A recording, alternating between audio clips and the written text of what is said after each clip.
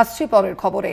ওয়াকফ মামলার শুনানি সুপ্রিম কোর্টে। বেলা 2টোয় শুনানির প্রেক্ষিতে শুনানি পর্বে কি কি যুক্তি থাকবে কেন্দ্রের? অন্তর্বর্তী নির্দেশকে জারি করবে সুপ্রিম কোর্ট, সেই প্রশ্নই কিন্তু সামনে আসছে। আপনারা জানেন যে গতকালই আমরা দেখেছি একাধিক বিষয়ে পর্যালোচনা ছিল শীর্ষ আদালতের, এবং ওয়াকফ মামলার শুনানি সুপ্রিম কোর্টে আজ বেলা 2টোয় রয়েছে। শুনানির প্রেক্ষিতে শুনানি পর্বে কি যুক্তি থাকবে কেন্দ্রের পক্ষ থেকে, সেই দিকে আমাদের নজর থাকবে।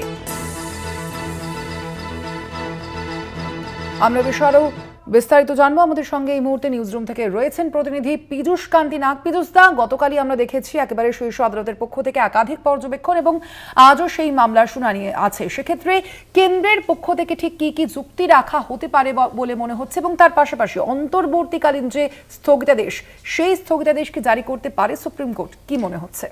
দেখো, গতকালের যে শুনানি পর্ব আমরা শুনেছি তাতে কিন্তু সুপ্রিম কোর্টে বেশ কিছু প্রশ্ন উঠে এসছে। সেই প্রশ্নগুলি হচ্ছে যে এই যে ওয়াকফের বিল, এই ওয়াকফের বিলের ফলে যে পূর্ববর্তী কমিটি বা পূর্ববর্তী সম্পত্তি, সেই সম্পত্তি কি বাতিল বলে ঘোষণা হতে পারে?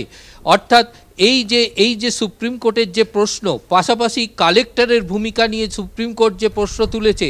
এছাড়াও সুপ্রিম কোর্ট গতকাল, তুমি জানো, প্রথমে একটি অন্তর্বর্তীকালীন নির্দেশিকা জারি করেছিলেন। সেই নির্দেশিকায় যে বিষয়গুলি উল্লেখ ছিল সেটি হচ্ছে যে ওয়াকফের সম্পত্তিকে আপাতত বাতিল বলে ঘোষণা করা যাবে না এই মামলা চলাকালীন। দ্বিতীয়ত, কালেক্টরকে কোনো নিযুক্ত থাকতে পারবেন কিন্তু কোনো সিদ্ধান্ত নিতে পারবেন না।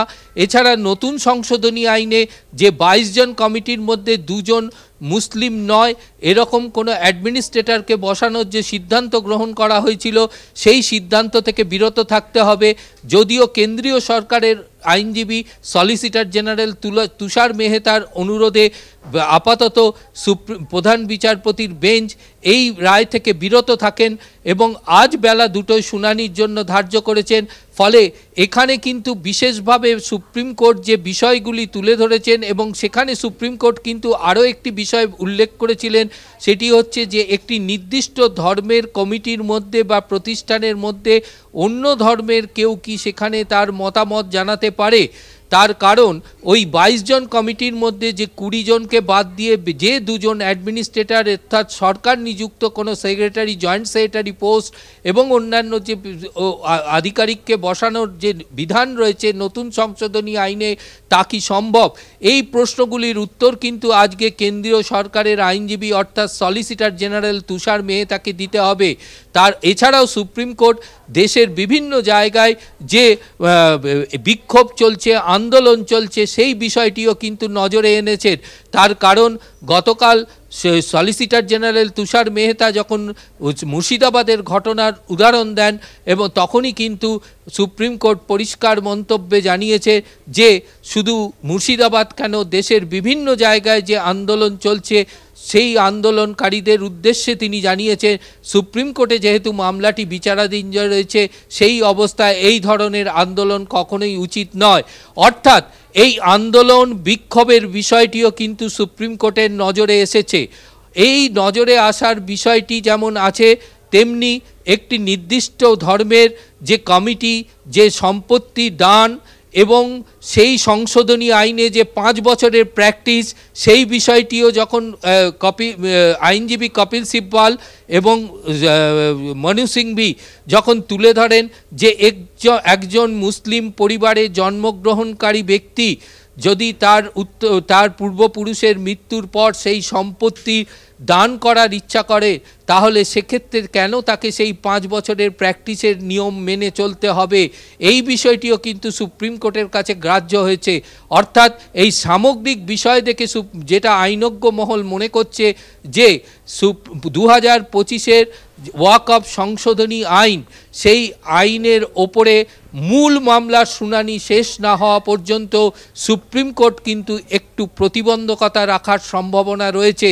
তার কারণ এই প্রতিবন্ধকতা না দিলে সুপ্রিম কোর্টের মূল মামলার যে শুনানি, সেই শুনানি অনেকটা বিলম্ব যদি হয়, তার কারণ তুমি জানো যে প্রচুর মামলা দায়ের হয়েছে এই সুপ্রিম কোর্টে। যেমন এই সংশোধনী বিলকে বিরোধিতা করে মামলা দায়ের হয়েছে, সংশোধনী বিলের সপক্ষেও মামলা দায়ের হয়েছে। অর্থাৎ এই সামগ্রিক মামলা শুনতে যে সুপ্রিম কোর্টের সময় লাগবে, সেই সময়ের কথা মাথায় রেখেই সুপ্রিম কোর্ট আইনজ্ঞ মহল মনে করছে যে সুপ্রিম কোর্ট একটা নির্দিষ্ট সিদ্ধান্ত দিতে পারে। তার কারণ সুপ্রিম কোর্টের এই মামলার শুনানি দীর্ঘায়িত হবে। ইতিমধ্যে তোমায় জানিয়ে রাখি, আগামী মে মাসে কিন্তু এই প্রধান বিচারপতি সঞ্জীব খান্নার অবসর গ্রহণ করতে চলেছেন। অর্থাৎ তার আগে যদি শেষ করতে হয় সেই মামলা, না হলে পরবর্তী তৃতীয় বেঞ্চে কিন্তু এই মামলার শুনানি গ্রহণ করা হবে। অর্থাৎ আজকের যে বেলা দুটোয় ওয়াকফ মামলার শুনানি, সেই শুনানি কিন্তু যথেষ্ট গুরুত্বপূর্ণ এবং সেই শুনানির পর সুপ্রিম কোর্টের সিদ্ধান্তের দিকেই তাকিয়ে থাকবে এই ওয়াকফ বোর্ডের রত যে সমস্ত কমিটি মেম্বার আছে এবং গোটা দেশ। একেবারে অবশ্যই আমাদের সেই শুনানির দিকে আজ নজর থাকবে। পীযুষদা, আপাতত ধন্যবাদ তোমায়। আমরা কথা বলছিলাম, আমাদের সঙ্গে নিউজরুম থেকে সরাসরি ছিলেন প্রতিনিধি পীযুষ কান্তি নাগ। আজকে রয়েছে এই মামলার শুনানি, আপনাদের জানিয়ে রাখি ওয়াকফ মামলার শুনানি রয়েছে আজ সুপ্রিম কোর্টে, বেলা দুটোয় রয়েছে আজকে এই শুনানি। এবং গতকাল আমরা দেখেছিলাম যে বিশেষ পর্যবেক্ষণ সুপ্রিম কোর্টের পক্ষ থেকে। আজ সেখানে শুনানি পর্বে ঠিক কি যুক্তি থাকবে কেন্দ্রের পক্ষ থেকে, অন্তর্বর্তী স্থগিতাদেশ কি জারি করবে শীর্ষ আদালত, সেই প্রশ্নই থেকে যাচ্ছে। অবশ্যই সে কারণেই আজকের শুনানি যথেষ্টই তাৎপর্যপূর্ণ।